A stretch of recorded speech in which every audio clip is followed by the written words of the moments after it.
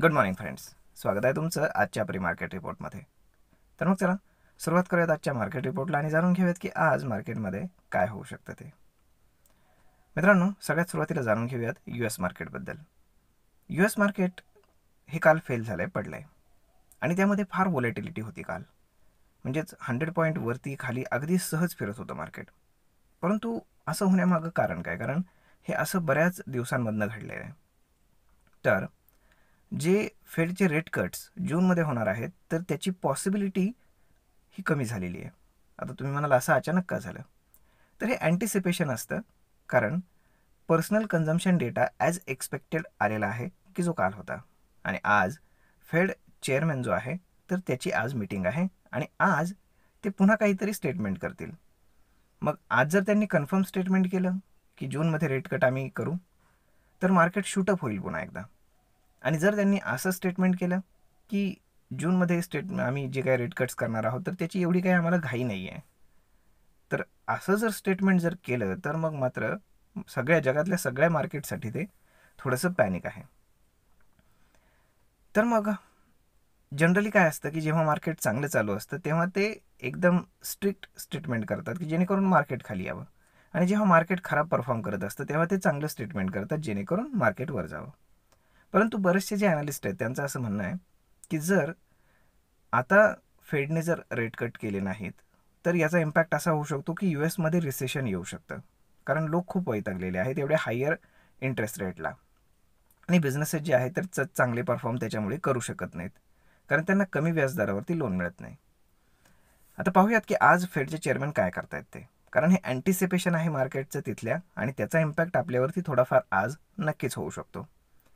त्याचं कारण असं, कारण फेडचे जे रेट कट्स आहेत तर ते पूर्ण जगाला रिलीफ देत असतात, हे लक्षात घ्या. आता आपलं मार्केट त्यांच्या मार्केटप्रमाणे रिॲक्ट करेलच असं काही नाही, कारण जर तुम्ही एशियन मार्केट्स पाहिले तर ते बऱ्यापैकी मिक्स आहेत, म्हणजेच काही अप काही डाऊन, म्हणजे असं कुणी फार प्रेशर US मार्केटचं अजून तरी घेतलेलं नाही. आपलं गिफ्ट निफ्टी इंडिकेट करते आज की एक 40-50 point market gap down open होईल. त्यामुळे फार काही म्हणावं असं काळजी करण्यासारखं सुरुवातीला तरी नाही आहे. खरा गेम आहे आज रात्री. आज रात्री US मार्केट काय पद्धतीनं US मार्केट आज काय पद्धतीनं ट्रेड करते आणि तिथे जे काही फेडचे चेअरमॅन आहेत तर ते काय स्टेटमेंट देतात त्याच्यावरती बरीचशी गोष्ट डिपेंड आहे. आणि आता पुढे जर आपण पाहिलं तर आज इंडियन मार्केट जे आहे तर ते कसं परफॉर्म करू शकतं, तर इंडियन मार्केट चांगलं परफॉर्म करू शकतं, परंतु त्याचं अमेरिकन मार्केटचं किती प्रेशर त्याच्यावरती येईल हे सुरुवात झाल्यानंतर फर्स्ट हाफमध्येच कळेल. जर मार्केट साईडवेज राहिलं तर मग ते पडण्याची शक्यता कमी होईल, परंतु जर फर्स्ट हाफमध्येच जर मार्केट पडलं तर मग मात्र US मार्केटचं जे काही आपण काय म्हणतो त्याला प्रेशर जे आहे ते मार्केटने घेतलं असं आपण म्हणू शकतो. ब्रॉडरली जर पाहिलं तर TCSचा रिझल्ट येणार आहे 12 एप्रिलला. त्यामुळे आता फर्स्ट वीक जो आहे तर त्याच्यामध्ये ऑटोचे वगैरे रिझल्ट येतील की किती सेल झाला काय झालं, आणि सेकंड वीकमध्ये IT चे रिझल्ट्स येणार आहेत, इन्फोसिस TCS वगैरे. त्यामुळे पाहणं जास्त गरजेचं आहे की IT इंडेक्स जो फार जास्त पडलेला आहे, तर जे रिझल्ट जर चांगले आले तर मग मात्र मार्केट पुन्हा शूटअप करेल सेकंड वीकमध्ये. परंतु इंडिया विक्स असं रिप्रेझेंट करतोय की मार्केट फार जास्त मोठं मुवमेंट करण्याच्या परिस्थितीमध्ये आत्ता तरी नाही आहे.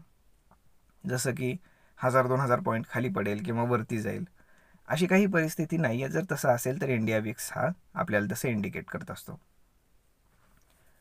तर मग पाहूयात की आज मार्केटमध्ये काय घडते ते. तर आय होप सगळं व्यवस्थित असावं.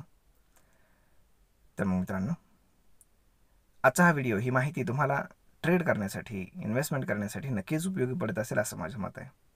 जर तुम्हाला हा व्हिडिओ आवडला असेल तर तसं तुम्ही आम्हाला कमेंट करून सांगायला अजिबात विसरू नका. आपण भेटूयात पुढच्या एका नवीन व्हिडिओमध्ये. तोपर्यंत धन्यवाद.